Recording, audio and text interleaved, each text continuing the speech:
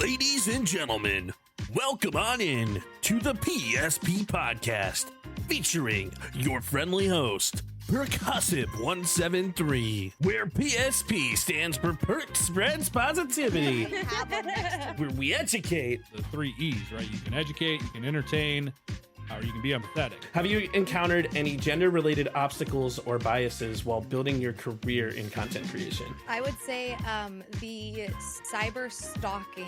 By bringing in the best of the best. But hanging out on stream and like experiencing things in the moment with people, it was so fun. And I started it one day, I never stopped. There's a few streamers as well who are always open to sharing all the cool things that they've discovered on their stream. Post everywhere, post often, and do it your own way. And have fun. And have fun and be yourself. Fine. Have fun, honestly. Like that, I love that so much because it's so true. Like, if you like the content you're making, like if you're watching it and you like it, you're not the only person. From fitness to establish a new habit or a routine, what is your message to them? Start with less than you think you need. Too fitting. Would love to get some tips and tricks of the trade on like how you kind of do things in the cosplay field.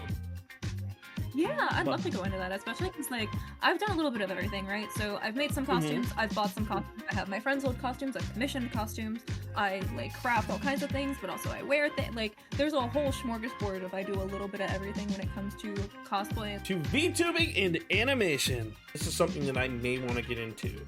How should they start? Ooh, I think everyone should start on YouTube. I think YouTube is going to be your best place for launching metrics that creators should be paying attention to, in my opinion. Yeah. But I think, and like specifically with like VTubing, I think it's, I think all of that is like kind of like the difficulty level is like bumped up to like expert. And our goal at the PSP Podcast is to educate and inspire aspiring creators. And we are super excited for this week's episode, and we can't wait to see you there. So let's have a freaking party!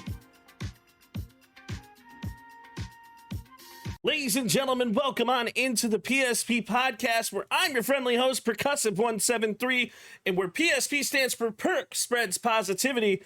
And today we are stepping into the world of esports and competitive Call of Duty. If you missed last night, we had Big Rich join us, and we talked a lot about casting and a lot about the behind-the-scenes aspect of esports, and it was really awesome.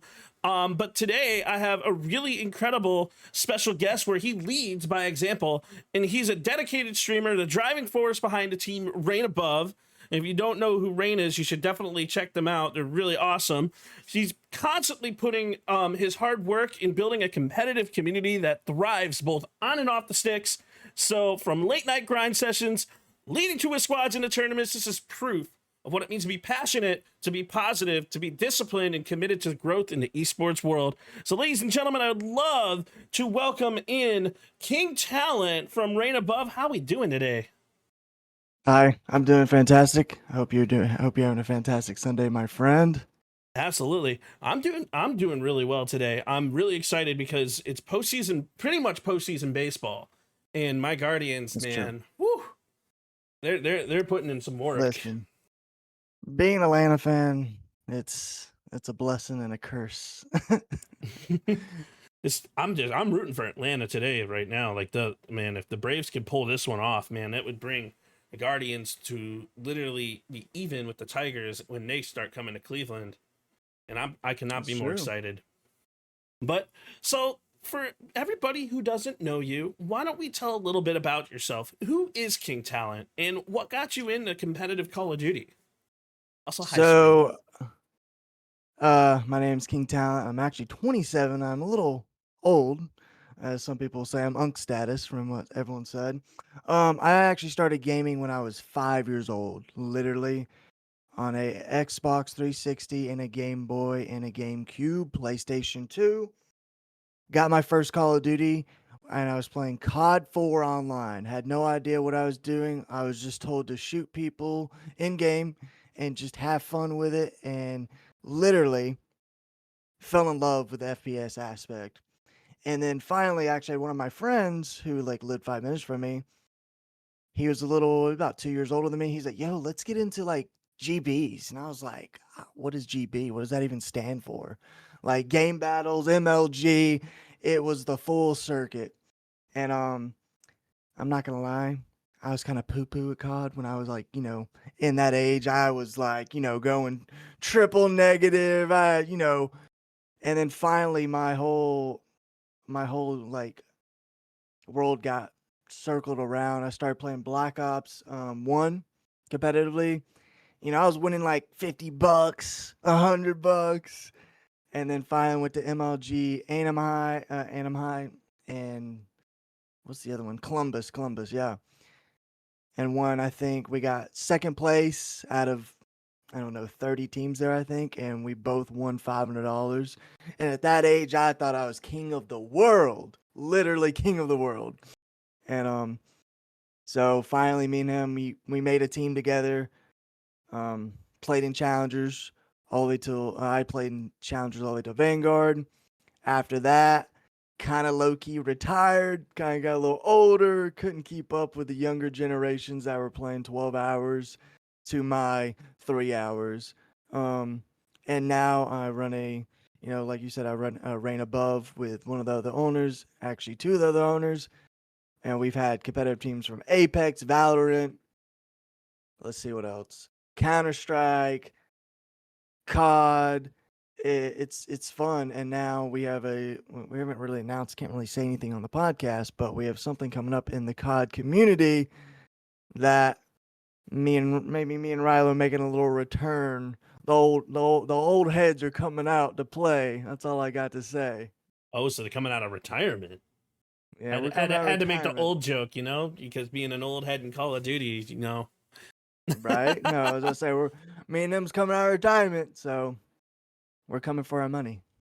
Ooh, it's gonna be fun to actually see that come into action and come into play. As a Call of Duty player myself, someone who thrives on Call of Duty content, like I just like the game of COD in general. But I mean, both you and I can admit the game overall has gone through a vast struggle recently, and there's a lot of difficult times from the Call of Duty community, especially for somebody like me who's a sniper. Like, but you know what? It's not about the game being bad. It's about having fun. And as a content creator, and as somebody who's like an owner of an esports organization and just kind of understands Call of Duty in general, like, you got to go into it with a positive mentality, even though the game has like its rough edges, because there's always worse games out there. So how did 100%. How did Reign Above come together, and what makes Reign stand above all the other esport communities? So the funny thing is, when I retired from COD, I kind of got more serious in the content creation and the streaming aspect. Got my name out there a bunch, and then finally I was like, you know what? I'm tired of being solo. I think I'm gonna try to join a team. Joined a bunch of teams, they were never there, never had the family aspect, never helped me, never, hey, what do you need to be successful in the streaming aspect? Never helped me. So one day on Twitter, I was like, Reign Above. The logo looked awesome. Their name looked awesome. I was like, you know what? I'm just going to apply. If they say no. And then finally got an interview with them. I literally remember who interviewed me too. Word from word, got on the team, kind of got stuck up in life, with work and everything else going in life. So really didn't put in 100% with Reign. And out of the blue, my life kind of took a whole 360. So started to have more time for streaming, gaming, pretty much everything. Became friends with everyone. Me and Rilo and a bunch of other members, Mythia, Dev, let's see, a lot of people just became best friends, literally gaming every day. And then I was a streamer for them. I actually became the content director, literally not even like 4 months with the org. After that, we went to our first event called Loot Fest. And let me keep in mind, they've never been to an event. They didn't even know what Loot Fest was. Literally had no idea. I've never even met these people. No one's met anyone in real life. Came to Loot Fest. got our name out there. We gained over, I want to say, 2,000 followers on Twitter just from Loot Fest, doing giveaways, selling products, showing the products that we had. Glitch, I don't know if you guys remember Clutch One. We actually sold that, and then after that, the owners got in the chat with me. They're like, "Hey, Talent, we got to talk, man. It's not going our way with you." And I'm like, "Damn, I'm fixing to get fired. What did I do, man?" And actually, they actually offered me a job to be one of the owners. And after that, man, it has been full 100% selling from DreamHack, Midwest Fest, Loot Fest, COD events, Halo events, getting new members, having 10 members to 40 to 50 members. And it's been a run, man. And we're still going full throttle. Having all these new sponsorships from Zenny, Glitch, and all of them, man, they've been 100% awesome with us, helping the brand out and doing all these recruitment challenges. We just actually had an RC challenge. Shout out everyone that, participated. We had awesome creators that won the challenge. But what really makes Reign stand out, and everyone's gonna hear this and probably shake their heads when I tell you this. We literally have the family aspect. It's not just we're just some other org. We put our content out there. We let our creators put their content out there and making sure they succeed what they're doing. We always game with each other on Discord. We're playing party games, having game nights, community nights, getting to know each other.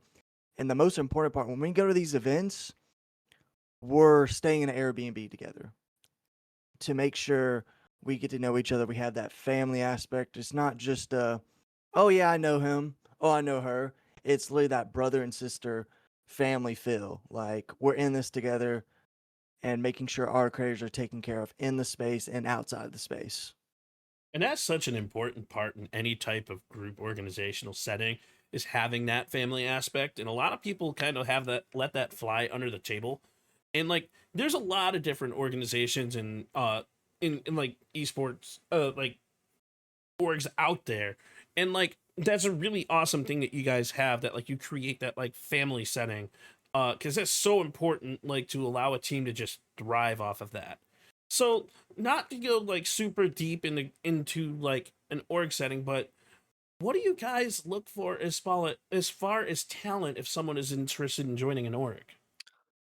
So what we look for, this is gonna sound so weird and not even clingy, but it's just like, I want you to be able to jump on a stream and just have fun. And I tell this people to all these creators, like, I get it. You love creating content. You want the extra, that little extra gas money from Twitch or the subs from Kick or those YouTube subscribers. But I want someone in Reign that's actually committed to the cause, actually streaming, actually having fun, not doing it for the money, just doing it for the entertainment purpose of having fun and making you smile. Like, if I go to your stream, I'm having a shitty day, man, I want to be able to smile and have fun. I want you to crack a joke. I want you to say something a little messed up that you're, nothing crazy, but, give me a good laugh, man. Like, I want people that actually, just, how do I say it? Just making sure they're doing the job without making it a job. And all the creators that we have are so talented, no pun intended. Like, I get it. Like it's just one of those things. Like, I just want you to go out there and have fun. I don't want to have to babysit you. Hey, make sure you're streaming today, guys. Hey, make sure you're putting content out, guys. Like, I just want someone that's just committed to the cause. And I hate to say that too, because there's a lot of streamers out there and creators that are not doing so much. They pop a stream out every couple of years or every month, because of burnout or something's going on.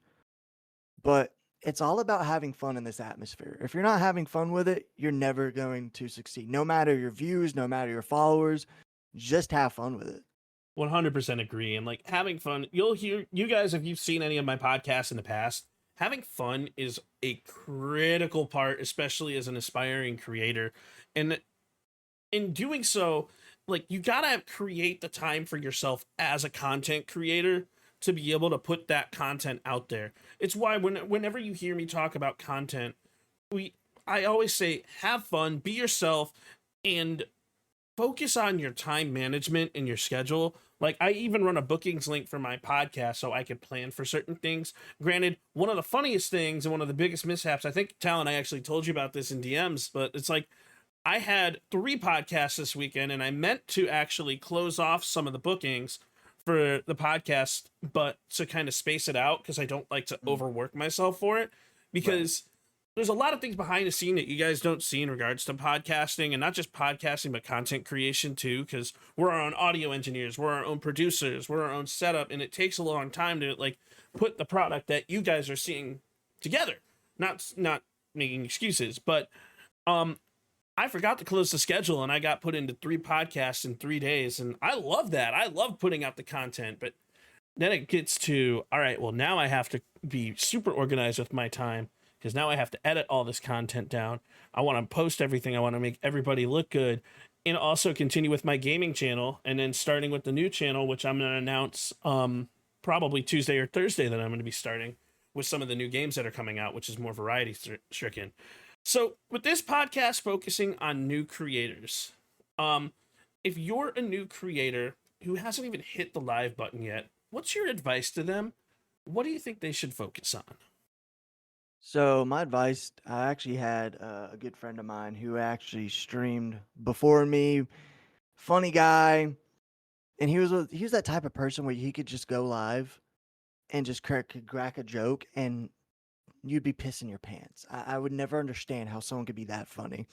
Unfortunately, he stopped streaming. But the advice he gave to me, he was like, when you wake up in the morning, what is your goal? Is your goal just to create content or to create an atmosphere for people to come watch you, to feel safe and have fun with it while they're watching you? And the other advice I can give is don't worry about your numbers. Don't worry about your following. Don't worry about any of that.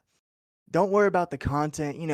This content creator got 1,000 views because of Call of Duty or of other games. Play the game you want to play. Never go up and be like, oh, well, people watching, for example, people are playing Peak. I don't really like Peak. I'm not going to play it. Don't play Peak, man. Just play the games that actually piques your interest. No pun intended either. But literally just have fun with whatever you're doing. Do not let other people dim your light. Just keep, you're going to have these negative comments, and I understand it and I get it 100%. But at the end of the day, just have fun. Literally. Because if you're having fun, I promise you'll never work a day in your life. I couldn't agree more. And a big part of content, and just to add on to the having fun aspect, you'll hear me say a lot when I talk to new creators about content in like the content world. Be introspective. Look back at some of the stuff that you have that's going on and like figure out what you can do to make yourself better. And one of the big things is looking at the metrics in the correct way. When we say, oh, we have followers, it's not about the number of followers that come into your account. It's not about the number of viewers that you have in your stream.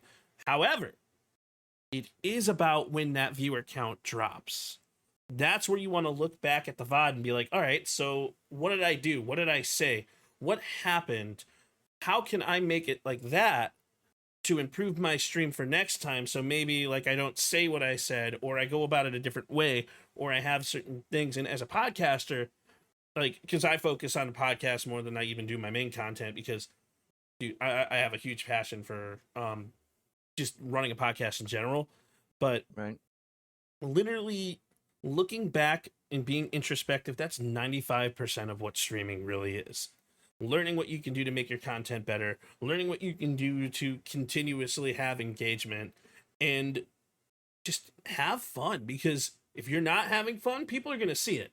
People are going to see it, and they're going to go find another streamer who is having fun. No, like it's kind of crazy. Like when I do streams, I do content from my YouTube, from my TikTok to Twitter. And anyone that knows me, I'm the biggest shit talker there is. But it's not personal. Like anyone that plays Call of Duty. Now, Call of Duty lobbies, I grew up in the Modern Warfare 2 age, where you say if you're a squeaker, you're getting, cussed out and getting told some, very bad things from little Billy on the other side of the mic. But when I play Call of Duty, I'm shit talking, but it's nothing personal. And like actually I had this happen the other day. I was playing Call of Duty, and some guy came in my stream. He's like, "Whoa, man, you just called that guy dog shit, man." And I was like, "Well, if you're gonna start something, you better make sure you finish it. You're not gonna call me True. dog shit, and I'm dropping 70 on your forehead in a rank play." So like, I'm the biggest shit talker that I know. And like anyone that plays COD with me, they're like, "Damn, down, like, damn, yeah, you talk your shit." But I always tell people on my stream, I'm like, every time I'm talking shit, I look in the mic, I'm like, it is not personal. It is literally just a game. I said, if I actually hurt that man's feelings, I'm sorry, but there's no way you're getting feelings hurt because I'm calling you dog shit after you just told me I'm dog shit. I was like, there's just no physical way you're butthurt about that. And it's like, even from a creative perspective, like I'll bring this up because I thought it was funny and it was goofy. Like, you said I can't aim one time in a Twitter code, so I overplayed that. I made it a joke. I made it into content. I made it into a video because, like, I don't give a shit if I can aim or not. And like, I know you knew that, which is why you commented that. It's like, it's all love in the end of the game. Like, it's all love, man. But when it comes to Call of Duty, you gotta have thick skin because some of those content or comments, man, they'll really get to you. Because I have people consistently commenting on my videos like, "Oh, you're dog water at the game. Oh, that guy Talent, man, he smells," just like Rilo just said. But it's kind of like how it's just having fun, understanding that the comments can like be that, but like still just doing your own thing and like being better with it anyways. Because like Call of Duty is one of those crazy games, man, and it's super competitive. Oh no, like I want to give you the 4 biggest games that a big shit talker, and if you play it, you're gonna get your feelings hurt real fast. You got Call of Duty up there. Number 2 is gonna be Overwatch. Number 3 is Siege. Number 4 is between Marvel Rivals and Valorant. Now, I've never played Marvel. Oh, you like I love playing any other games. I love Call of Duty, but each Marvel and Overwatch, there's some roles. You got healer, damage, tank. Pretty simple roles. They're not rocket science roles. Mhm. One you're healing, but if someone's like, "I'm gonna heal you," and this guy's going like 0 and 10, you ain't healing no one, brother. You can't even heal yourself. You can't even stay alive. Like, just play. Like, I always tell people all the time, like, if I'm talking shit in the other game, and it's not even me being mean, it's just like, hey, if you don't know how to play the game, just jump in casual, have fun with it, learn the characters. And then, like, you know what? Okay, I think I've learned the game enough. Let me go jump into rank. Listen, not everyone can be a superstar at a game. I get it. But if you're telling me, hey, I'm trying to learn the game, I'm not going to yell at you. But if you've been playing ranked for, 10 months and you're still ass, I'm sorry. It's time to put up the sticks, brother. Like, it's time to put them up. But that's why I I go into pubs. That's why I go into pubs, and I literally tell the people in pubs, I'm like, "Yo, I'm so new at this game. I've never played before," and then I'll drop an ace in the next round with a sniper only. Right? But I'm a troll. I'm a troll as a content creator. That's always been who I am when it comes to video games. No, I get it. Like, I play COD rank a lot. I'm a crim. I have another account on my ult that's like diamond to play with like everyone else, so they're not getting slammed in crim lobbies. We're always playing. It's not nothing serious. I don't like to lose, but it's nothing serious. But we always do this joke. One of our other co-owners feeds, he'll always type AFK while he's playing, literally in the middle of the match playing. He'll type AFK. So people go in the back spawn and like try to find him while he's just sitting there camping. And it's the most dumbest, funniest thing ever. Because they'll be like, "You lied, you're not AFK." Like, bro, no shit, he's not AFK. He's got 3 kills on our team and you just watched him rock in the middle of the map. How is he AFK? Like, what is going on with y'all? But like, Call of Duty is a love-hate relationship for some people. It is. You could either jump on the game and be shooting and you feel like a pro, or the next game you're going like quadruple negative and you can barely shoot straight. Well, And like I tell people all the time, have fun with it. Just it's have fun, learn the game. Once you know how to flow with the game, literally you're unstoppable. Like it's crazy. So Call of Duty added skill-based matchmaking back in Warzone 2, and really, I'm gonna speak positively about COD for a second, but they really flourished it in the latest Call of Duty. So what do you think that impact has had on the Call of Duty community? Like, because I know there's a whole lot of hate that goes towards skill-based matchmaking, but there's a lot of positive that comes from it too. So I'm interested to hear your take on that. Yeah, so when I first played COD, there was no such thing as skill-based match. You're jumping in a match, and I could be playing the best player in the world, literally. Or now I'm having fun. I could drop one game. I'm dropping 100 kills in a Nuketown match, and then the next game, they're amping it up a little. They're getting people that's gonna shoot me back. Running a jackal, jump shot and drop shot, and dropping almost a nuke. And I found, like, in all my years of playing COD for 17, 18 years, I love it, but I hate it at the same time. Because if I really want to put myself to the test, I'm going to go play rank. And that's what rank is there for the challenge that you think, okay, I'm pretty good at COD. I'm going to go jump into rank. That's the challenge of it. But with pubs, it's like, I would say it's 50-50. You either got the people that are, pretty decent, or they have no idea where they're at on the map. Like, I need to get Dora the Explorer to come get the map for them to know where to go on the map. And I've noticed a skill base with other people that are not, I hate saying this too, because it sounds like I have an ego, but on my skill level versus me playing 18 years versus someone that's been playing like, 2 years, maybe a year, but not really competitively. And then they play with me. It's kind of like, oh, I'm doing fantastic. Like, I'm dropping 80 kills, but someone on my team that's playing with me is like going 20 and 50, struggling to even get a kill because the skill-based matchmaking kicked in because of how rank I am, like how high I am. And it's just, I don't think it's fair, but I do understand why they put it in. But we'll never, in COD, players will never be satisfied, unfortunately. I could agree with you on that. And like, in my opinion, and I talk about this a lot on my own stream too, but I feel like there needs to be like a little bit of a separation between ranked and its skill-based matchmaking versus pubs. I feel like pubs should never have skill-based matchmaking. You could run into some really incredible, amazing people, and then you could play the next game with all bots. But why is it that whenever I play in public lobbies, all the bots are on my team, and I'm always at the top of the leaderboard? I don't want to always be at the top of the leaderboard. I want to be able to like play against a variety of people, because finding those bots and messing with them and like honing certain skills that you can't do when you're playing somebody of like equal level is a completely different mindset.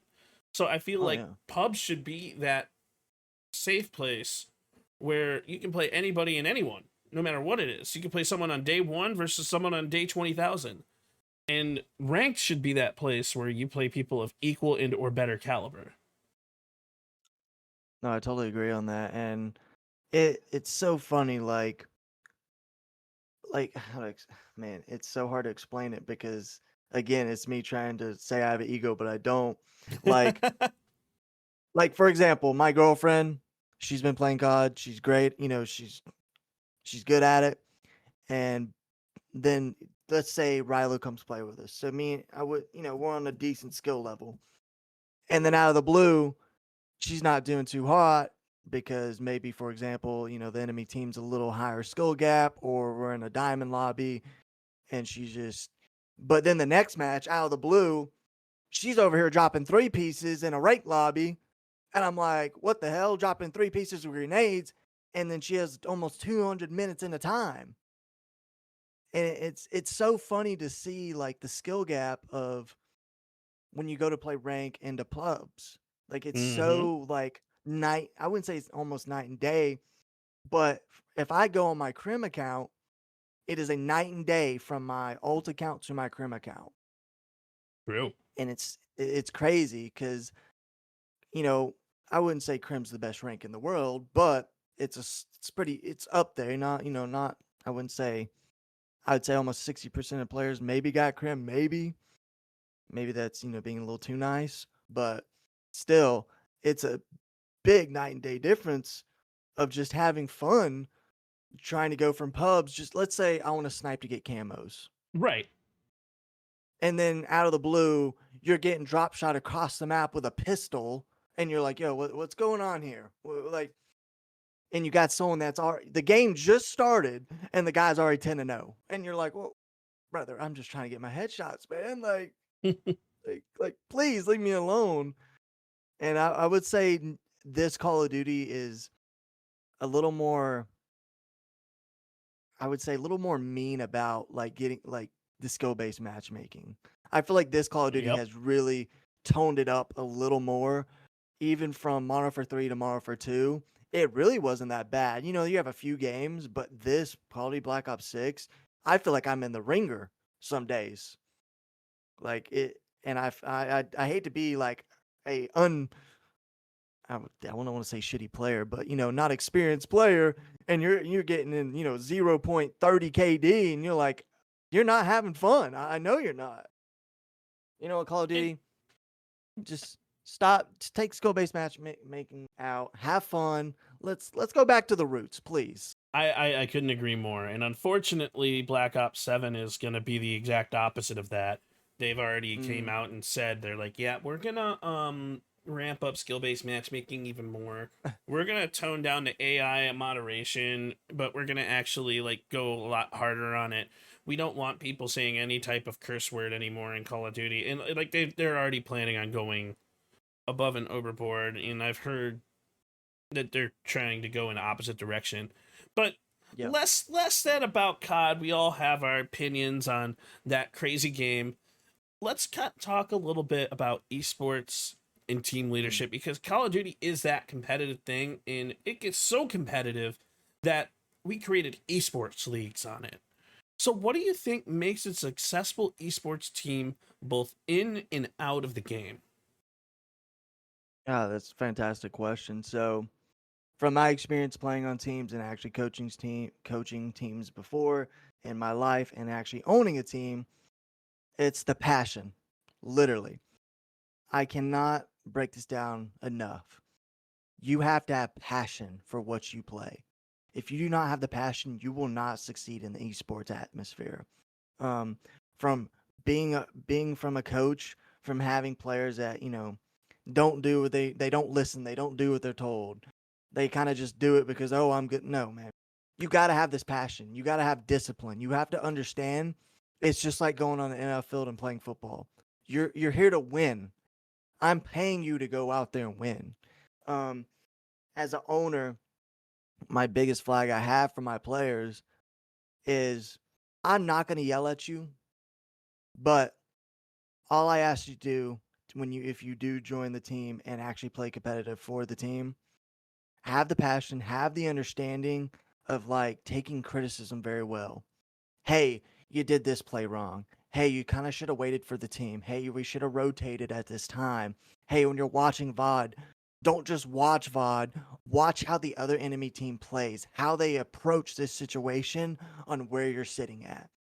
And I've had many players on a coaching staff and coaching myself, just like, it's the ego.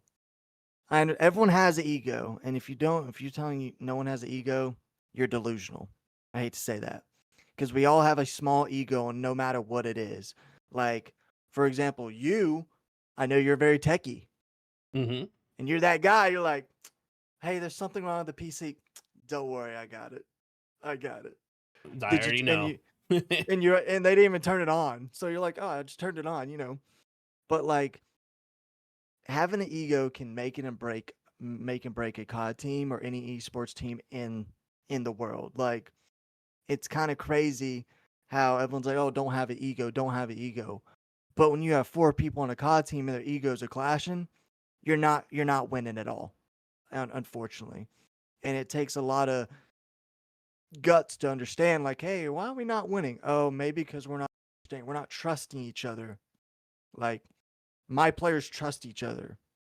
They can go out there and do it. They can trust him to get his trade, to understand the call where he's coming from. Hey, it's a 1v1. Hey, you might want to grab bomb. Go plant the bomb. All right, I got you. Thanks for that. We get so caught up in the moment as a player, we're not understanding the outside of the box. We're just inside it. And we're all just we're just running, gunning, and then out of the nowhere, there's 10 seconds left on the clock. Oh, we probably need to plant the bomb. And my teammate, hey, go and plant. Okay, I got you. You're good. Hey, you might want to rotate over here and kind of watch bomb. Okay, thank you. It's about the team aspect of understanding and trusting each other on what they're doing inside the game and even outside of the game. That's a very important point that you're bringing up, because even in all sports, because remember, esports is just an electronic sport. In all sports, you have your players, and you want your players to be successful. How do you make your players successful? Through the coaching, through the strategy, through the identity and understanding of the game as a whole. And how do you get a great coach? By having great ownership and leadership, and it's always from the top down. So understanding that, like, even in basketball, when you have a championship mentality, when you have a team like the Cleveland Cavaliers, right? You got to have a great owner who's passionate about the team. You got to have a great general manager who's able to look at the actual staff and like decide who is the best for each individual position, who's going to be your ringer, who's going to be coming in the clutch, who's going to do the things that's going to allow the team to be successful and make a run in the playoffs. And it's not even just playoffs. It's like any type of event. There's so many similarities between sports versus esports, and understanding sports as a whole, sports management. It's so important. And going into like esports, you got to be able to have that strategy, and you got to be able to transfer that strategy to the players so that they can be successful. So I don't know how in depth you want to go in regards to the strategy, because I know a lot of people just pay attention to what they see in the stream or what they see on the field. So what is some strategies that you like to say or that you like to have your teams do? So this is going to sound so dumb, since it sounds so dumb when I say it out loud. So back when I used to coach, I haven't done it now just because, that was kind of back in the day. So what we used to do, the strategies we used to go outside before our matches, I don't know if anyone's been in LAN events. I really don't want to go into detail, but you can kind of look it up and kind of take step from step. So before our matches, we had scrims. We did an hour of scrims, and after that, we had maybe 30 minutes to go before we go play on the main stage or go in the pits. So what we did, we used to go outside and throw the ball around, like a little bitty ball, like my coach back in the day, and even when I coached, I forgot what it was called. It was like a little stress ball. We used to throw it around for like 10 minutes. Hand-eye coordination. So you're getting the hands filled, and you're getting your eyes understanding like where to look, where to go. And oh, my camera's zooming in. Oh, sorry. Yeah, you probably had the OS spot, right? Yeah, there we go. Sorry. It loves to zoom in on my face. I was like, man. I was full screen with that, so that was actually kind of funny. It just went Phew. But you get the hand-eye coordination. And when I actually played as a player, we had hot hands, and I know they still have hot hands till today. But I actually used to meditate before my match, get in my chair, literally just sitting there meditating till the match starts. And another thing that I told when I retired and started coaching is vocals. So I'd literally sit there, we'd all look at you and we'd go, la la la la la la la la la la la. So when you're calming, it doesn't sound like we can understand each other. Because a lot of people, when they get hot in the moment, they're sitting there like, oh, he's going blow, he's going blow. Like, what did you just tell me? And it's gonna sound silly too, making sure you're hydrated and you eat before events.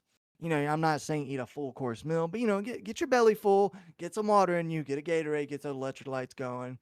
Because if you're playing and you're hungry or you're dehydrated, that's all you're going to think about. You're not thinking about the game. And I always told my players, like, hey, you're going to drink a bottle of water before you go on stage. Okay, cool. So they got the body flowing, the H2O, and it's, how do I explain this again? I can't go into detail because that's pretty much tattletelling and I'd probably get in trouble. But emotional coach too. Mm-hmm. Like, if you just lost a match and it was close, everyone's upset. Having an emotional coach under, hey man, dude, lock in, man. It's all good, man. It's just one map at a time, one game at a time, one round at a time. And let's say if you played a hard point, you just lost 250 to 100. I'm not gonna lie, you kind of just got bet. You just kind of got smacked. I'm not gonna lie, but bounce back each round, each game, each moment. Your understanding you're just getting warmed up, and have an emotional coach tell you that is actually fantastic for the players, because if someone's going negative, they're upset at themselves. But if you got that emotional coach saying, hey, like, it's all good, man. Just flow with the game. Have fun. This is your game, not their game. And it really helps even, I want to say the younger generation, because, I'm 27. But that younger generation, they're so upset because they went negative. But having someone that's a little older than them, hey, it's all good, man. Just lock it. Just relax. Let it flow. Let the nerves get out of your system and have fun. And once they have fun, it's like a switch just got flipped. It's like they go demon mode. And that is so important, because one of the things that we talk about in all aspects of sports is managing team chemistry and being able to have that successful coach. The importance of a good coach is a make or break when it comes to the actual team itself. And like the best, I guess I would have to talk more to the coach with this question, but how would you balance the competitive grind and the team chemistry and keeping it positive and strong as an esports lead?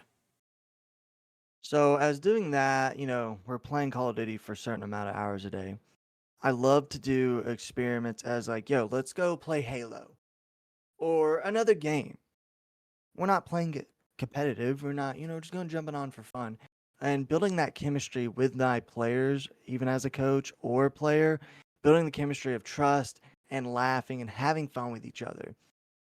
And just trusting each other what we do. Like, yes, this is a serious amount of money that we're playing it for, but I know I can trust him and have fun with him. And even if we lose, it's going to suck, but we can all have that positive attitude, even if we lose. Like, we're learning each and every day how to become a better player and a better teammate. And I want that with my players or for a coaching staff on whatever happens.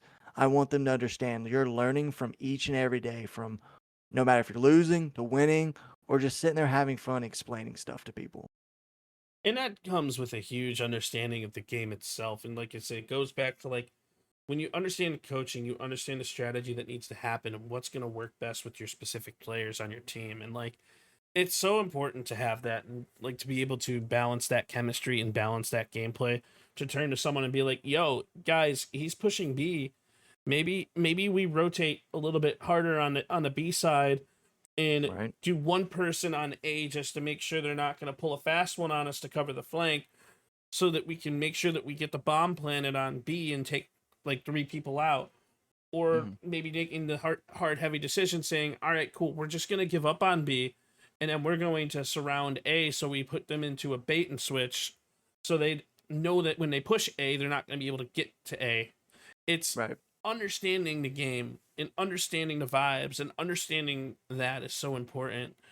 So what is some of the biggest challenges that you faced leading Reign Above, and how were you able to push through them? Man, hopefully I don't get in trouble for this answer I'm about to give you guys. No, But go for so, it.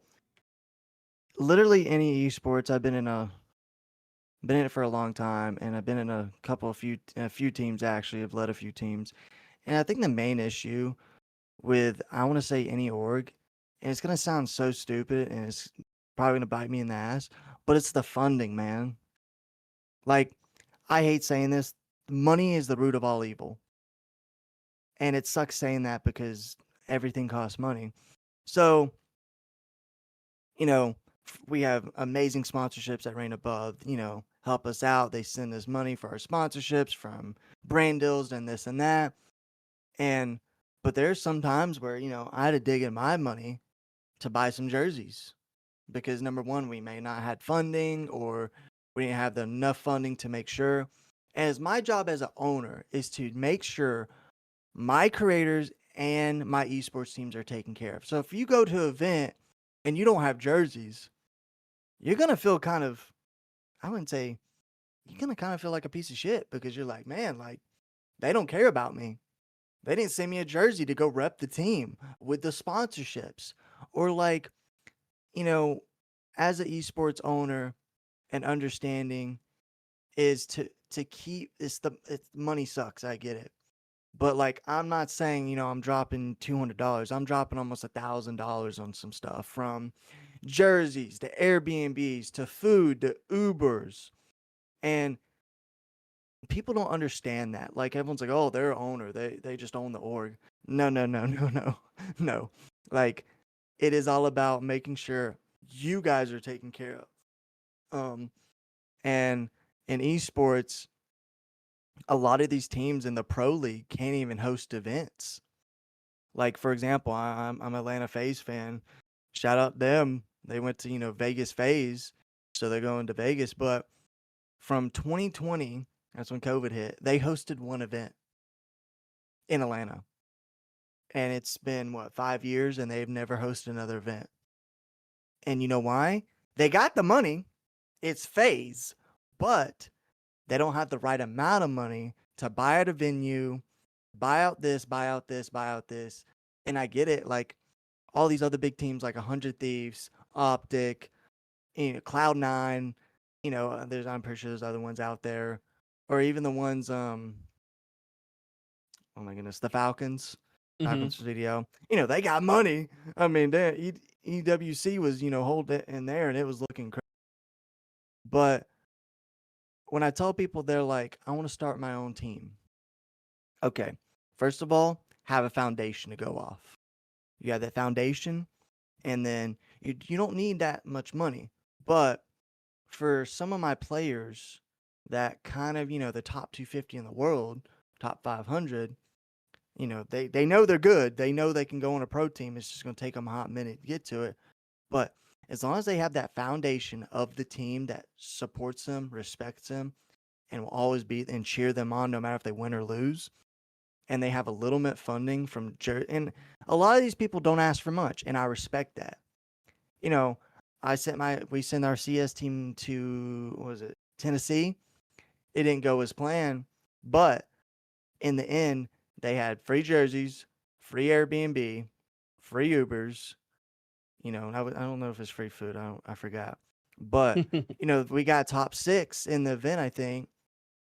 And at the end of the day, they weren't even upset because in the end, they went on a website.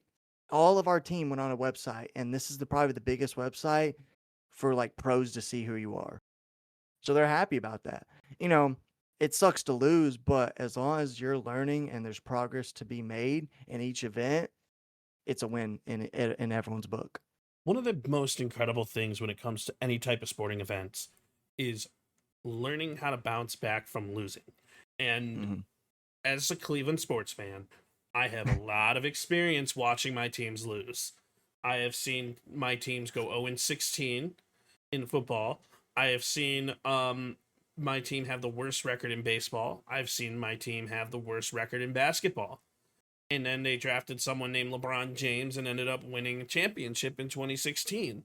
But it's every failure, every loss is something that you can learn from and something that you can grow from. And you can break that down to every play. Every game that you have, you can learn from it. You can understand where you lost, where things happen, and then you can learn to not make the mistake again. And that all ties back into content creation too. It's like, I just posted a video and it had 10 views. Okay, why? Where did it go? Did I not have a hook? What can I do to make the hook better? Everything is in life can be boiled down to that mentality of learning from your mistakes and in pushing yourself to that next level. And I think that is one of the beautiful things about sports, whether it be esports, physical sports, is like you can always learn from your mistakes. And that goes 100%. everywhere. So oh, go ahead. No, you're good. And if you're not learning, you didn't fail hard enough. True. That's something that people make the mistake of as well, is like they'll sit around here and be like, yeah, well, you know what, I'll deal with it. That's something that I'll deal with. And then they lean into this thing called complacency. And then instead of trying to be the Kobe Bryants of the world, you start letting yourself be the Brendan Knights of the world. And what that means is like you allow yourself to be complacent and you don't allow yourself to learn from your mistakes and you don't see yourself at that next level. Mentality is so important, guys. Mentality is so important. And like even as me as a content creator, I don't judge myself off the amount of followers I have and how my content does. It goes back to learning about the right metrics to like analyze. I learn about when people leave my stream. What did I say to cause them to leave my stream? Or what did I say to allow them to not stay engaged to my video? And that improves my overall performance as a content creator. And that can also improve your overall game-to-game play as a player. So it's a huge mentality to learn from. So we talked a little bit about the negative stuff. We've also talked a lot about some of the positive stuff. But what would you say for somebody who wants to start their own esports team? What would you say to allow them to break into the competitive gaming? What would you want to see? So I always want to say this is just understanding what game you want to get into. Like I said, you got Call of Duty, Halo, Rainbow Six Siege, CS, Valorant, Rocket League, Apex. I'm sure I'm missing some of the League of Legends and some, I'll get cooked in the comments later about missing some of the main games. But yeah, what about Fortnite, man? What about Fortnite? Or Dota? Or yeah, what about Repo Esports, man? Oh, how you gonna forget Peak, bruh? Lethal Company, bro. No, I'm kidding. I'm just throwing things out there. I think he's cooked, chat. Yeah, but, we're gonna start a Lethal Company team, bro. Yippee! Run it. Oh shit! Find the game that you think is the best to watch. Like a lot of people don't watch COD, and I understand it. A lot of people watch Valorant and CS. I'm gonna be honest, I have no idea what the hell's going on in the game. All I see is ults popping out. I see people doing this, throwing this, and I'm like, I'm gonna be honest, I'm lost. I don't know what just happened there. But find the game you really want to get into. There's a website, I cannot think of the name, and even Discords of people that are not pros. They're not even semi-pros. They're people that are slowly trying to move up in the game and become the best there is. I would always go into these Discords or websites or even Twitter. Hey, looking for a team for Rocket League. I need 4. Or if you think you're the best player, hey, I need 3 or something. Always reach out. Always have the aspects of understanding. There's people that want to join you. And now it's up to you to understand, what do I have to give these people? Because unfortunately, you have to give something in return, no matter if it's money, jerseys, this, or this. But the main thing when I started out was respect and trust and understanding that I can jump on this game and we can win this game. And it's just hard because a lot of these people that are young are like, oh, I'm the best in the game. We'll say $200 a week. $200 a week, brother. This is a full-time job.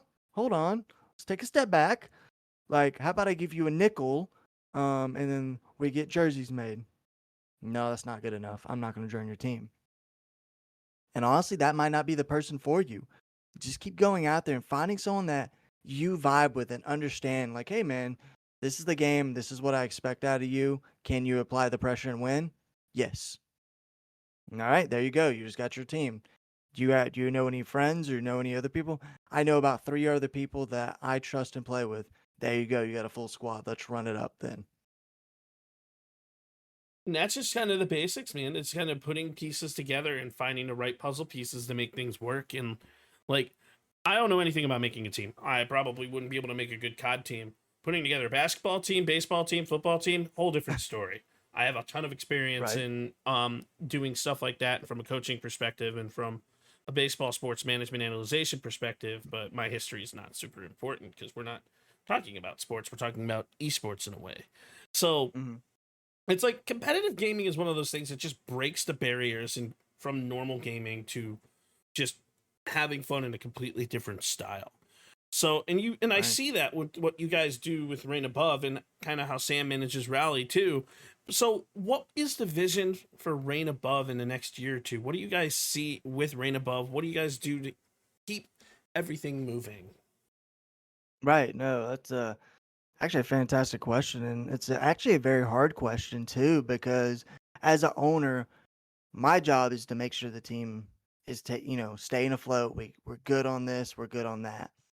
But our main goal in about, I would say, 5-year plan, I like to call it, is making sure we have the funding for the team and we have an extra esports team. So, like I said, we have a Counter-Strike team.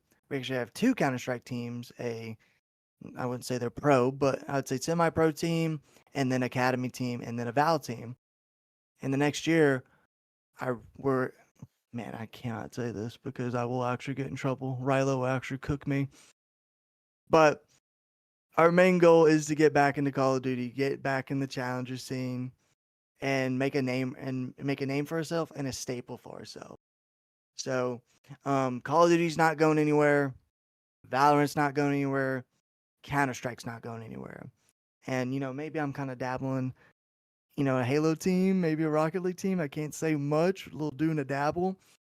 But in the next 2 to, I would say 2 years, 3 years, is making sure we have the foundation and everyone is set up for their events. And we have enough people to go for these events. Because unfortunately, I cannot go to every event that they have. But our job is to make sure we have the coaches going to every event they have. And that's really and making sure they're important. paid for. It's so so important to be able to make sure that your coaches and like are able to be there like in person with the teams itself. And like when it comes to like I know you're talking about expansion and expanding into different styles of teams or different teams that could be useful for esports. So like and that's really awesome to see, like an organization that's wanting to expand, that's wanting to continue, that's wanting to push forward. So what do you do to stay motivated when the grinding and the motivation gets tough? What do you do to try to keep yourself there? Let's say like things don't go as planned and doesn't go as expected. And I'm not going to lie, it's another tough question. I've been doing this for so long. I've had burnout. I've had this. I've had so much stuff go wrong in my content journey and or my esports journey. Like I worked so hard to be on a team one day, and then 2 days later I was dropped, and it sucked. But as a creator and an owner, it's the leadership, because I know if they see me down in the dumps, it's gonna make them down in the dumps. And the funny thing is, I love to reference this movie, and anyone that knows Greek and Roman Empire, you understand where I'm coming from. The movie 300, Leonidas. He is leading his troops into battle. He's the first one out there. And that's the leadership I want to give to my team, to understand I'm leading by example.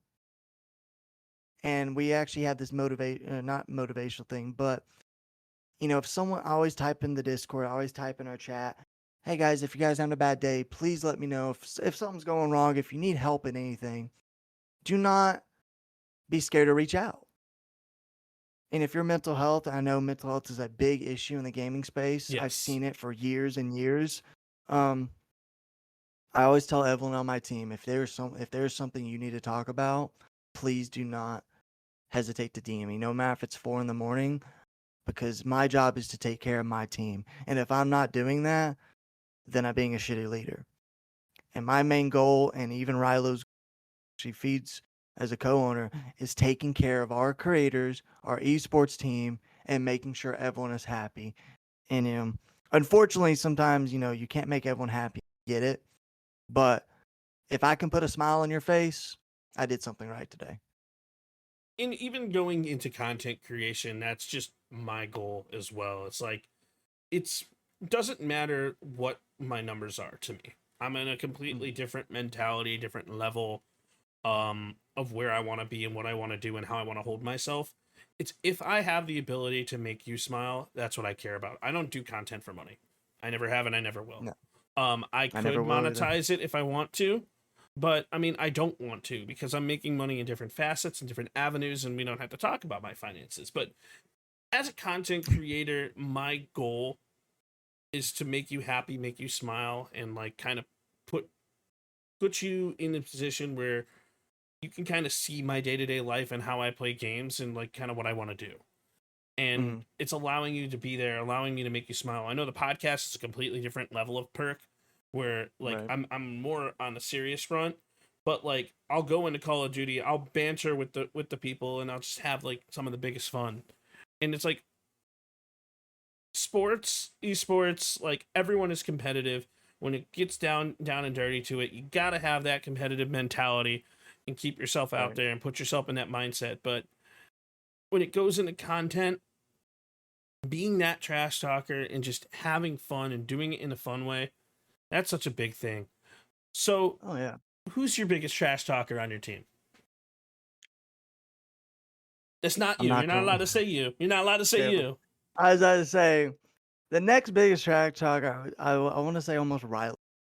But his is not shit talking. It's more like, you smell.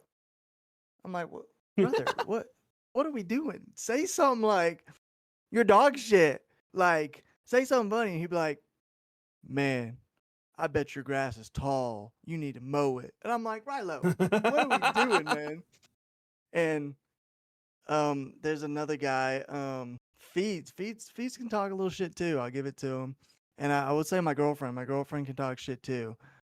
I've heard her say some things, and I'm like, whoa, what you doing? And he's like, he called me shit, so I told him he was dog shit too, and he's a little crybaby. I'm like, hey, you know what? That's fine by me. And I've also figured out when people start playing with me, they kind of shit talk more, and I love it. I'm sitting there giggling like a schoolgirl. I'm like, yes, let the rage consume you. Tell him he's dog shit. Tell him he's not good enough at the game. Like, yes. It's just a variety of people in our team. But I would say Rilo's under me. It's definitely all about having fun. Like when I shit talk, like I usually don't shit talk. I'll usually respond to other people's shit talk.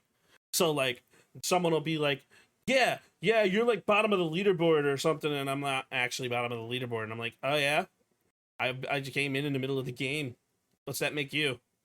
And they're like, well, you're still trash because you don't have a kill yet. And I'm like, I know, it's been one round, and then next round I'll drop like 4 kills, and they'll be like, oh man, I'm 4-1, and you still have 2 kills, and you've been in here for 5 rounds longer than I have. Are you okay? Do you want to talk about it? Is everything okay? And they get so mad and visibly mad, and it's one of the funniest things to see. There's an art. I love it. There's an art to shit talking, and like it's not just sorry, Rilo, it's not just saying that you smell, but it's going to that next level and going to that next run and just like pointing something out about the actual gameplay and just being real, but also at the same time goofy, and it is so much fun.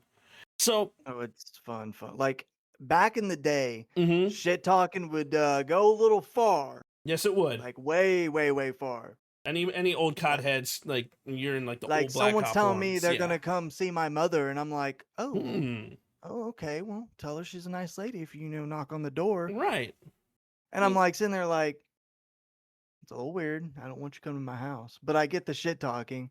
But when people shit talk me, I love it. It adds this feel. Like when I'm doing shitty, I'm like, all right, someone tell me I'm dog shit. Someone tell me I'm ass. And out of nowhere, I just snap and just go off on the game. Like I love it. Like shit, it puts a little warm feeling in me when someone starts shit talking. I'm like, all right, let's just run it. Like it's not just like, oh, you're dog shit. Yeah, I am. Oh no, talk back. Like a little back and forth banner. And then at the end of the day, you can be like, yeah, GG, bro. Yeah, GG. Like, just have fun with it. Don't go over the top, but just have fun. And it's so important is just having fun. And it's like we've talked about esports, we talked about esports management, we talked about just gameplay and banter. And I say let's change the tide a little bit and let's talk about content creation. Because not only when you're running an esports team is it important to have like skilled players and skilled management and skilled coaching and skilled leadership, it's also important to have a good content team in front of you too. Mm-hmm. So content is one of those things that I just have a heart for. It's just having fun, but having fun in a whole different manner. And so what do you guys look for as content creators or from a leadership perspective? Oh, right. So as leadership, when we actually did our RC challenge, that we did, oh my goodness, summertime, I believe. Oh my goodness. Yeah. So what we looked for, I think we had over 20 people apply to be on it. Mm-hmm. So, each challenge was different from each week. One challenge was like, hey, tell us who you are. Oh, I'm little so-and-so from down the road. I've been creating content for so much longer. This is what I play. Okay. Everyone pretty much passed that, you're just talking about yourself. But we also look for the creativity of understanding, like, you're not just playing one game. And I know a lot of people play just this, or this. But with content creating, you have to play more. You have to understand, like, you kind of have to go where the content is. Exactly. Like, you may not love COD. You're definitely not going to play COD. But, you have Valorant, you're kind of good at Val. You're staying on Val to get that content out for Val. And then let's say everyone's like, hey, let's play Marvel Rivals. Never touched Marvel Rivals in my life. But you're still taking that step when you're streaming. People are kind of like, wait, why is she or he not playing Val? That person always plays Val, and they're playing a new game. So it kind of counteracts of more people are interested because you're taking the next step, and you're flipping the script, and you're changing up the schedule. And that's why I tell all my content creators and streamers, I'm like, hey, listen, man, as long as you're putting in the work and understanding that you got to put out this content, then we're set. Like, I don't ask for much from them. All I ask for clips. They get clips made. We put it on our socials so they're known. And all our clips from me playing Call of Duty for someone going on Val to getting an ace, or someone in, I don't know, Repo giggling because they fell off the map, or someone's playing Among Us. Mm-hmm. It's all different content. And I always say, like, the more variety we have, the more input we're going to have, and the more traffic we're going to have for everyone. What's really interesting about the world of content right now is there's so many different games that are just starting to blow up and come in. And like, as of right now, GTA is making a massive resurgence in the content front. Skate, the game Skate right now is making a massive resurgence on the content front. And not because the game is, well, good, but for Skate, it's because of all the glitches that you can do. Right. And people who are like glitch hunters are having an absolute blast because it's the first game where you can roll faster than you can skate. And like the content fields with that are just endless right now. And like this stuff is like people are starting to immerse themselves in different open world MO games and even different FPS shooter games now. And it's like it extends far beyond just Call of Duty. And I think it's awesome to pay attention to the world of content because the tide shifts so much. Like it used to be that FPS shooter games back in like 2012 to 2018 were like the big thing. Everyone wanted to be a trick shotter. Everyone wanted to take the games like to the next level and showcase how good they are. And then it switched over to like role play games, MMO games, RPG games, and now it's IRL content. It's like, so what types of things as an esports leader do you guys look for from the content world? Yeah, so being in the esports league and understanding their content is everywhere, literally everywhere. So I can actually touch on this a little. Even when we pick up players, we don't do contracts because contracts are the devil. And anyone that knows in the business side, you know what I'm talking about. When we pick up players, we're always like, hey, like, love to have you on the team, you know, but we want you to play for us in a, you know, competitive aspect, but also do content for us. And they're kind of like, what do you mean? Like, I'm confused. Like, you mean a camera? No, no, no. Like, not interviews. I'm talking about like, hey, I'm going to get 5 people that never played Valorant or Counter-Strike, and we're going to go up against you guys. Oh, well, that's not fair. I know, but it's funny-ass content. The Reign Above owners getting shit on by their own team. Funniest content you can have on. And they're like, oh, okay, cool, cool. And then we're actually doing a small video soon of the Counter-Strike guys. We're going to play like Repo or something. And all these guys, all they do is play Counter-Strike. Like, I promise you, there's one of my players that has over 500 hours in like 2 weeks. And I'm like, brother, do you sleep? What is going on? Like, you got to play something else. And we're just going to go on and play Repo and just have fun. Creating content. They never played the game. And then, you know, they're not buying an op. They're not throwing a smoke or molly down mid lane. They're literally just picking up shit in a cart and winning the game. But when I'm picking up players for a team, I don't just look if they're funny or this or this. I always look at the personality, who they are as a person. Are they great on camera, and then you get to off camera like, so I don't want that person on there, because I don't want someone to go on Twitter and type out some crazy message about so and so, because it's a drama thing. Yes, we're not in it for the drama, man. I'm paying you to go play. I'm not paying you to go tweet. And it's always about the personality. I love the personality of my players and picking up players. I don't want to pick up no one that's going to start drama, because it's going to be more of a headache for me to get a fire extinguisher and put it out. And now my team is under fire because he made a comment saying he doesn't like blue cheese. But then the blue cheese, you know, cord comes out and they're threatening to fucking dox him off the world because he doesn't like blue cheese. I'm like, all right, let's not put that tweet up there, man. And like, drama is an unfortunate part of the content world. It's like there's ways that like you can. I always tell people, like, especially for new and aspiring creators here, is like, keep your head down, do your own thing, but also allow yourself to network and allow people to come into your environment and kind of see what you do. But like, because there's a lot of ways to avoid drama, and don't let yourself get kind of sucked into the drama, because it's not a good look. Brands pay attention, like networks and orgs pay attention.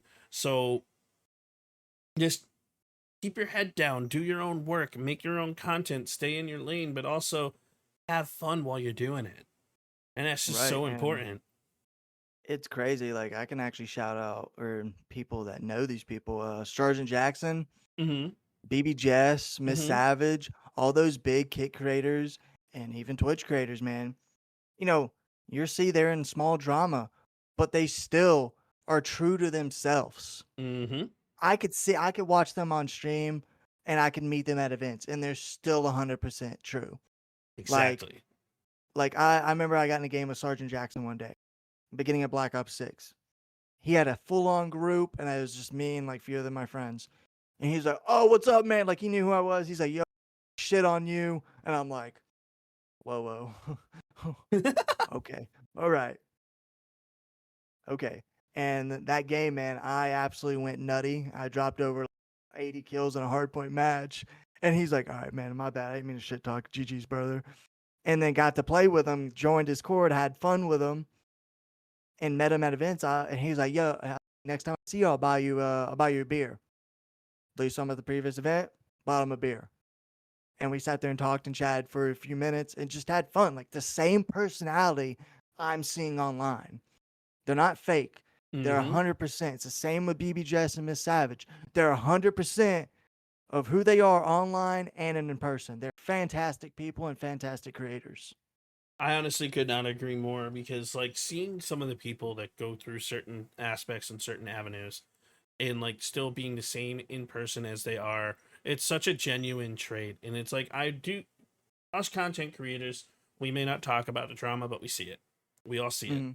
We all try to stay in our lane and do our thing, and they do a phenomenal job of dealing with the stuff that they go through. But like having that ability, also, hi Joplin, yes Cat, having that ability to be like true to yourself and being the same in person as you are online is such a huge thing, which is why I strive as a content creator to always be my own person and be exactly the same online as I am going to be in person. You see me in Discord, I'm going to still be the fat, goofy 30-year-old that's going to be here. You know? Like, it's going to all be the same. I'm always going to be Perk. Joplin, I know you want attention, but I'm talking to people. And I have... No, it's crazy. I understand what you're coming from. As me, like, anyone that knows me, they're like, yo, that talent guy, he's kind of an asshole. Yeah, and nothing wrong with that. And like, it's just who I am. I'm very sarcastic. I'm very funny. If I'm actually hurting your feelings, it is your job to be like, hey man, you said I smell. I'm really upset about what you just said. All right, my bad. My apologies. It won't, it will never happen again. I will not tell you that you smell. But like, I've been online for so many years, been in COD in the scene, and people's like, yo, that talent guy, he hates me, which I probably do. Maybe. I probably do. Maybe. Maybe it's 50 shot. Well, it depends on, but I always tell people that me and Rilo are so different and our other owner feeds.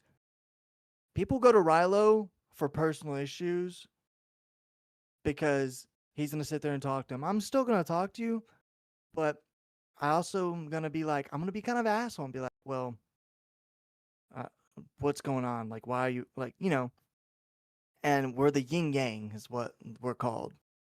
And he's like, when shit needs done, they come to me and shit gets done. That means I got to be an asshole. But I always tell people, if you don't know who I am and you don't get to know me, you're just going to think you think I'm some other asshole. But these people that I meet at events, from even big creators to small creators, from people that are like, wait, I know you, dude. You're that guy that plays Call of Duty and yells at people and tell them they're trash. Yes. And it's funny because the people that want to know me will not call me a dick. They'd be like, oh, he's a little sarcastic, but he's not really a dick. Just get to know him on a personal level. Like, sit there and talk to the man about something. Like, and I know the drama it's just drama too. People like, oh, he's just asshole because the way he talks on COD. Bro, that's just me talking shit. Like, and I could literally get 5 people on the line right now and be like, yeah, you kind of are a dick, but you're very loving. You care. You actually care. They just need to get that deeper side of you. And a lot of people now do not want to get a deeper side of you. And I hate saying first impressions are a major thing. Maybe I'm having a shitty day and I shake your hand. Oh, great talking to you. Well, now you're upset because I didn't look you in the eye or something, or I walked away because I was having a shitty day. And I don't want to out that person. That's mean. But I could, but I can't do that. But for example, I met this streamer when I was in the league, and he was like, we played against each other, and he hated me, literally hate. And then one day, like, I was like, bro, I don't know what I did to you. Like, if you tell me what I did, I'll apologize.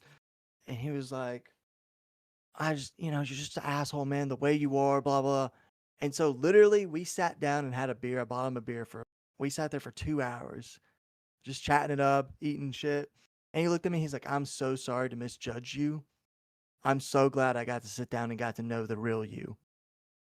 and not your online persona of, just being a dickish. And I said, I respect it 100%, brother. Thank you for giving me the time to talk to me about it, What's really interesting is you bring up the first impressions thing, and I'm a firm believer that as a content creator, it is one of the most interesting and also difficult things to understand first impressions.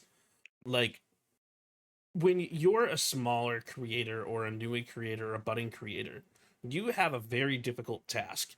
You have to make a first impression within 30 seconds. You have 30 seconds to hook a random chatter. You have 30 seconds to say, so someone comes into your stream, let's say like, all right, some big name creator, Valkyrie or Pokemon comes into your stream, right? You have 30 seconds to really hook them in, to make them want to be there, to make them want to stay in. With my mentality for anybody who is new going into content creation, it's how can you make your streams consistently have that hook to draw people in, to allow your chat to be interactive, which is it. When I do run this podcast, I do have an unfortunate thing where I do say, hey, yo, we see all your comments and we appreciate you all, but we see them, but we're probably not going to respond. So people are going to probably go and that are not here for the educational aspect of it. They're going to go to somebody else where they can interact, where they can have fun and they can do their thing. But as a content creator, you have 30 seconds to get somebody and draw them in, to get that follow, to allow them to continue to interact with you. So I don't know, is there something that you do that allows you to do that? So from what I've learned, I'm not the craziest creator in the world. I'm not the biggest creator in the world. But what I do, anytime I'm streaming a game and I see someone new, I'm like, what's up, man? Or whoever it is. I'm like, welcome into the stream. I appreciate you dropping by. And I always ask this question. I'm like, hey, how did you find me? Were you just scrolling on Twitter and you saw my link, or you're scrolling through Twitch and you're like, yo, that guy kind of looks like a handsome devil. Let's click him. Or his gameplay, or the title's like, dumbass plays Call of Duty. Like, I always ask that because number one, you're answering the question. You're like, hey, welcome in. It gives them time to figure out where they found you from. Oh, I found your link on Twitter, and you look like a funny dude. Oh, thank you for dropping by. What games do you play? What I love to do is keep asking questions about first-time chatters, or even chatters that are new and they haven't followed you yet. Always ask at least 2 to 3 questions. If they don't follow me by then, I'm like, hey man, I appreciate you stopping by the stream. Thank you for, giving me that view. If you enjoy my stream, I would love for you to drop a follow. If not, you don't have to. But I always try to keep my audience engaged and understanding. Keep asking questions and then make a funny joke to them. Because if I can make you laugh, you got that follow in the bag, like literally. Absolutely. And that's so important to be able to engage and get that interaction from people as they like enter the chat and kind of make their presence known. So I actually have a weird little formula on how to get people engaged and get people interactive. So if you ever come into any one of my streams, I'm going to almost consistently play Call of Duty, which is a very oversaturated game, and not a whole lot of people are going to enter COD streamers, especially smaller ones. So I'm going to post content that's going to be completely out there, that's going to be completely outrageous, that's just going to be really funny and really goofy. And then you're going to see that, and then you're going to see the little live circle. And when you see that live circle, then you're going to come into my stream, and I'm going to be doing the exact same thing. I'm going to be interacting with the enemy team. I'm going to be commentating over my gameplay. I'm going to be talking about my thought process of where I'm going to go and how I'm going to do it and why I'm going to do it and what's going to happen. Because if you sit there and then you just snipe and you're like kind of quiet, people are just they're going to pop in. They're going to be like, oh yeah, no, he's playing a game. Ooh, he's actually pretty good. All right, cool. Let's see who else is on. And because the level of being able to retain an audience and to gain an audience in a game like Call of Duty is so difficult, but so much fun.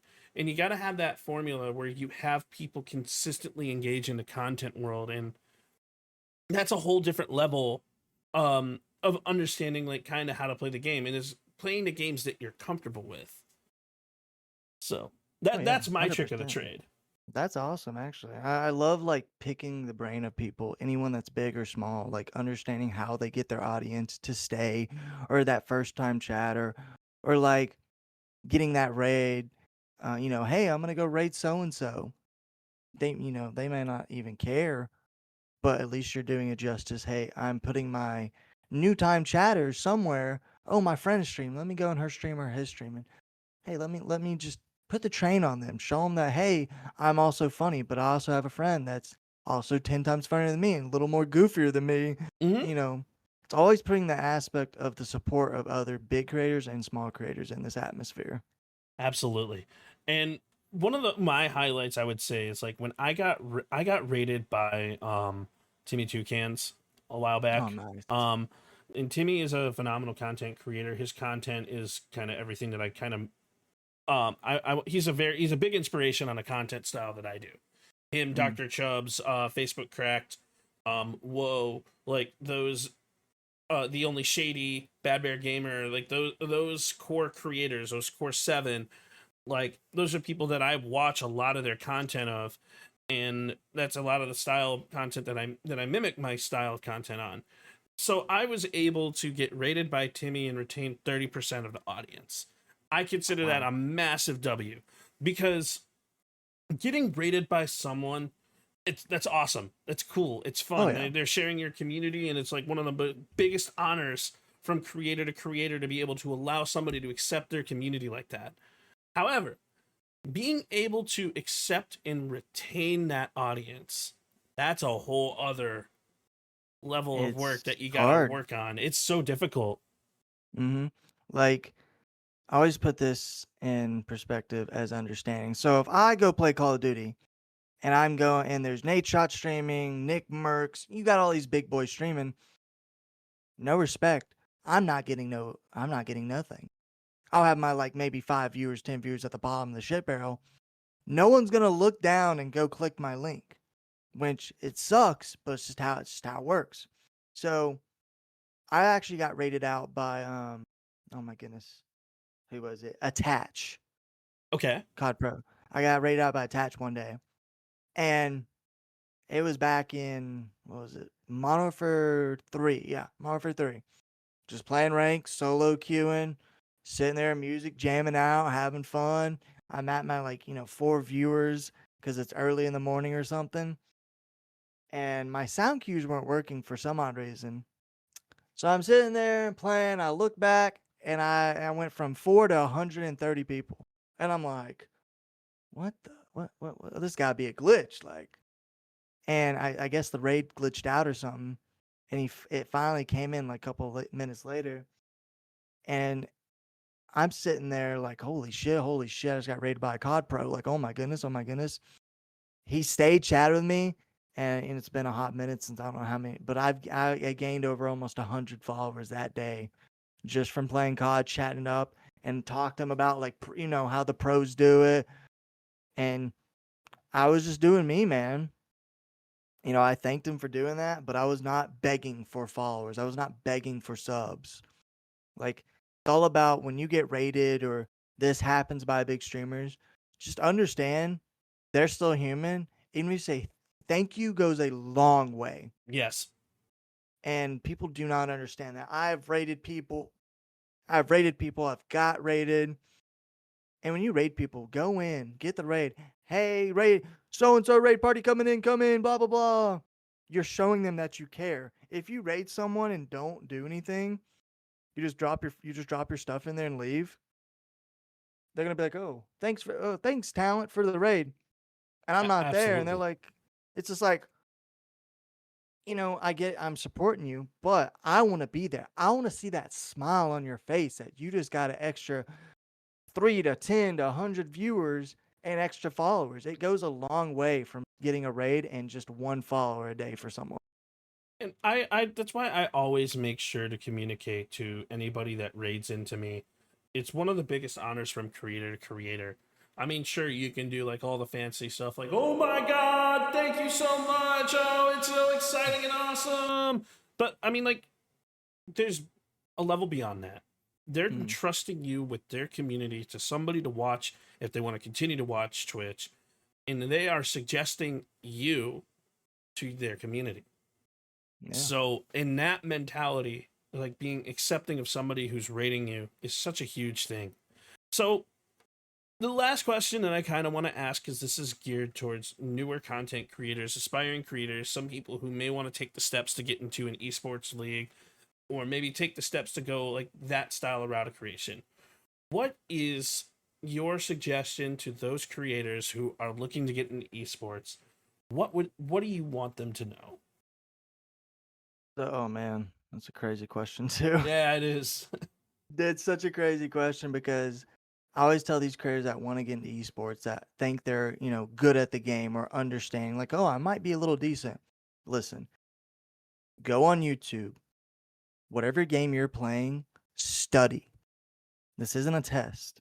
This is like, if you want to take this seriously, study the map, study the guns, study rotation, study whatever you need to study. After you get done studying this, go in a private match. Learn how to do this. Learn how to do that. Watch these pros on how they position themselves, how they understand the map, how they're reading this play and out to play. Because I promise you, if you just jump straight in, 3 things are going to happen. Either you're going to blow up, you're going to get big, which is very rare to happen in this space of time. Or number 2, you're half in, half out. That means everyone knows you, but you're not getting picked up. Or number 3, you're going to go full throttle and get burned out and just be, I wouldn't say shit at the game. You're just going to lose so much respect for yourself because you just put full throttle and jumped in, and now you're on a team going 0-10, and you're the shittiest player on the team. You need to learn what game you're playing, learn the rotation, learn the map, and learn each experience from the pros also. And from me playing so long, no one ever believes me in this. I don't get nervous. I'll be in a 1v1, it's another day in paradise. And, I'm playing with other people. They're sitting there, hearts pumping out of their chest, about to pass out. They're sweating. Their hands are all clammy. I don't know what's going on. But, I tell people, just relax and have fun. But when you're playing, I love COD. I'm going to say COD. I tell everyone that plays with me, if you're serious about COD, I will take you in a private match, and there's videos online of a pro explaining the map to you. Hey, this is what you do in this scenario. This is where you're going to rotate to. Do not take this route. When you're chowing this person, don't do this. And it's going to help you, I promise you. But it also takes time. Do not push yourself so hard, because I promise you're going to burn yourself out and you will fail. I couldn't agree. I could not agree more. Understanding and taking the initial steps, taking the initiative upon yourself is so important to the game of COD. You got to understand, for anybody who is aspiring to get into COD or wants to be in esports and wants to take that next step, there's always going to be somebody better than you. There always is. Even if you're the best of the best and no one can even touch you, and you might come into that situation where you might lose. So, I mean, it happened to Atlanta FaZe. Everyone hates FaZe. Everyone loves optics. But I love to use this example. Draza. Everyone hates Draza because he has the ego. But I don't think you understand what he did to make big. He lived in Alaska, in the middle of bumfuck nowhere. The most famous person up there is Santa Claus. Literally. He came here, won a championship with 100 Thieves, and still one of the top 5 ARs in the league. mm-hmm. And if he can do that from Alaska, imagine what you can do with the support you have and the understanding how to play the game and never giving up. Do a little John Cena, never give up. Putting things in perspective, I'm a Call of Duty player who never was good at sniping. I used to never be great at it. I used to never do any of that stuff back when it was Black Ops 1, Black Ops 2, some of the old style games. For years, I was watching some people trick shot and snipe, and I'm like, dude, I want to do this. I want to try this. My friends laughed at me. They're like, there's no way. These people are professionals. That's why they do it. So 6 years, the only thing I did was run a sniper only. run a sniper only. I play Warzone, run a sniper only. Mm. I this is all the way from like Black Ops 3 to like when Warzone dropped before I picked up an AR again after Warzone.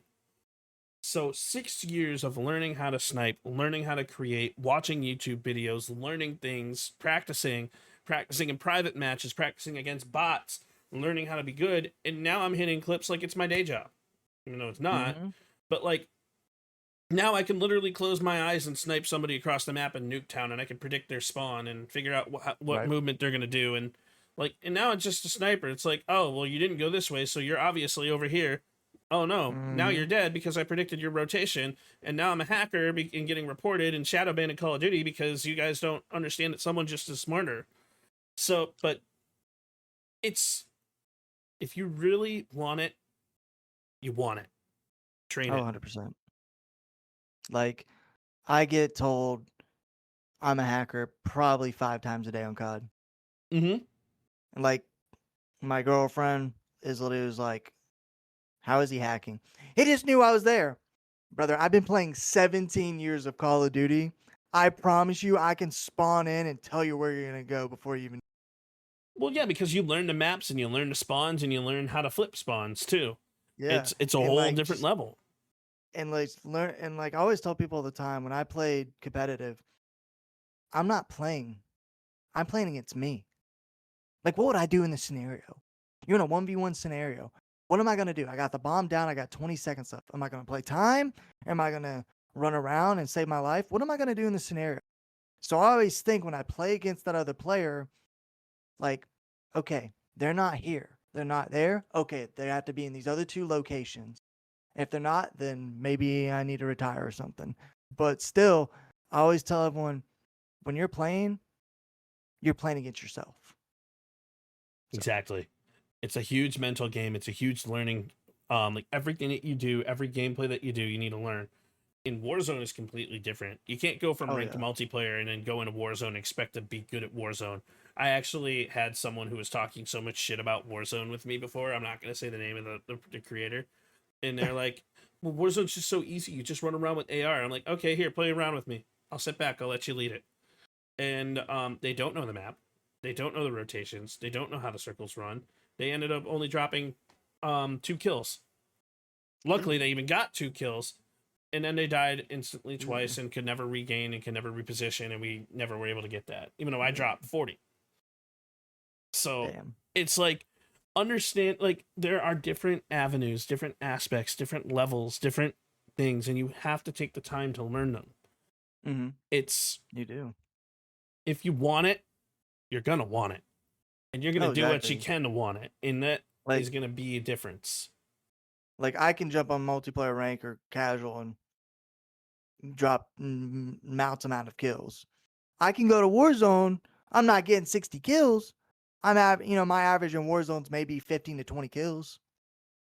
That's better than most. That's better than most. So I think I've got to Crim max, highest rank in Warzone. I just don't play ranked. Because I'm a different level. Like, I love ranked though, man. I gotta have something to win. If I'm playing, like, people who play casual, for example, anyone knows Stephanie Evans. Steffi's great. Steffi is great, fantastic person, very fantastic. When anyone that's watching her stuff, you're gonna watch it and she's talking shit. She's just having fun though. She's been in some crazy videos of people upset, but she is always recording and understanding. So like seeing that, like, oh, so and so said this about me, bro. Like, she's talking shit back to you because she doesn't want to hear that from you. And people take it out of context, and she knows what I'm talking about too. And all these other small creators know what I'm talking about too, and you see them on the timeline. But like, we're just having fun. Like, it's pubs. Go have fun.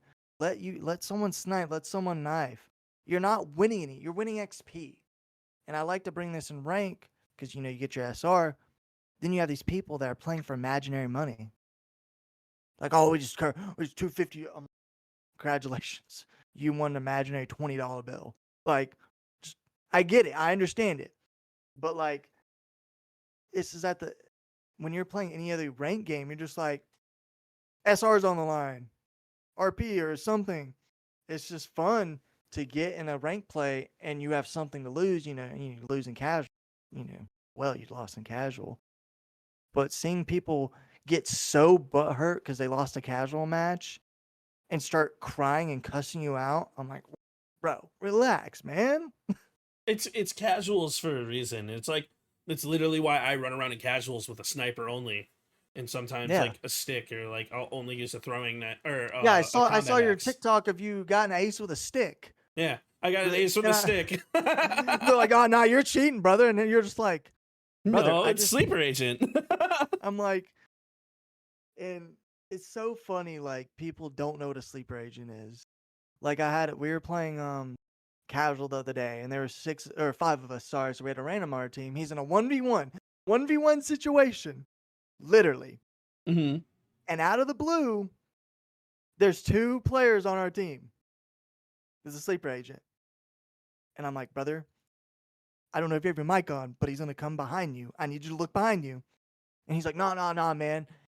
I'm like, it's a 1v1. It is not a 2v1. I need you to pay attention. And he's like, dude, no, like, I'm fine. And he dies by him. And I'm like, bro, all you had to do was look at the mini map. That's all you had to do. He's like, well, I was wondering why there's a random dot on the mini. I'm like, man. It's not random. It's not random. It's so goofy sometimes. It's like, but that goes back to what you were saying about knowing the game and understanding the game. There's different avenues in different locations in different areas, and like when it comes to COD. And that's why like it's so funny to me, like where I actually had back-to-back TikToks where people didn't know what sleeper agent was, and then they called me a hacker, and then I get reported and I'm shadow banned, which is why I haven't played COD in a week. It's like it's stuff like that. It's like no, I've been shadow banned a while on my COD accounts. Even on my main, I'm not dropping I'm still dropping numbers, but I dropped a 70 kill game in a crim lobby, and this kid just assumed I was hacking, and I'm like, bro, like, I don't know what to tell you. Like, shoot back. So he got me banned, and then shadow banned, and on my ult account, I get reported daily. Like, I get probably 5 reports on my ult account. And finally, it's an Xbox account, and they sent me a message. I was banned for 24 hours. Bro, like, are you serious right now? How am I going to hack on an Xbox account? I mean, it's possible, yes, but it's so difficult. Why am I going to go out of my way to hack? Like, there's no reason to. You're not learning anything. Like, I have a $10,000 PC setup if you put everything together. There is zero reason for me to put hacks on my system. Like, I spend enough money to play it the right way to be able to handle myself and put myself in like a specific situation, like to be able to play the game well, because Call of Duty is so demanding now on like your system. Like, I had to go get a Ryzen 9 5070 Ti with 16 gigabytes of VRAM, 32 gigabytes of RAM, 4 terabytes of hard drive space, lower everything down to the bare minimums just so that like everything is actually able to run standard and smooth. It's crazy. That is crazy. Like, for COD, like, I've never cheated in any video game. Never, I'm back in the day in Black Ops 2 and the game was dead. But like, I'm not hacking or in a COD 4 lobby. But like, the best thing I do, I literally got a scuff. I actually just got a brand new scuff. My girlfriend sent to me. I mean, like, dude, check this out. This thing looks sick. Oh hell yeah! Like, my scuff controller, you can so see, like, clean. Mine's so old. You can see where I keep my hand. Oh wow! As I say, I have my blue one I use all the time, and I have so much bad stick drift. I'm literally, it was AFK minute, and I'm looking straight ahead. I come back, and I'm looking all the way behind me, and I'm like, oh no, this is not good. My stick drift is so bad from time to time. Like, it's because this is so old. My next big investment is actually a controller. So like, that's going to be something that I'm going to invest in. And like, I might do another scuff controller. I might do an aim controller. Who knows? Yeah. Controller companies, hit me up. No, hit them up. No, don't actually. Only if you want to. But we'll get something wrapped up. But speaking of wrapping up, ladies and gentlemen, I just wanted to give a huge shout out to KingTalent for joining today's podcast. And yeah, thank you. is remember that this podcast is all about you guys. It's all about the budding creators, people wanting to get into the field of content. And it's a huge shout out to KingTalent for pulling up, talking not only about his Call of Duty grind, but talking about Reign Above, talking about esports, talking about what it takes to even get into an organization. Like all of these amazing, awesome things that like I hope you guys learn from, hope you guys take to heart. And if you guys want to keep up with KingTalent and Reign Above, please make sure you're following them. Please make sure you hit them up on Twitter. I'm sure he's always open to DMs and supports, and check out their streams, check out their socials. Or you need a hard carrying COD, I got you. Or if you need a hard carrying COD, pick me because he can't shoot straight. Who, me? Yeah, you, Mr. Smelly. Okay. But hold on. Nah, I smell good today, man. All right, I got you. But I appreciate you all. Thank you, everybody, for tuning on in. And until next time, and remember, ladies and gentlemen, stay positive, and we will talk soon.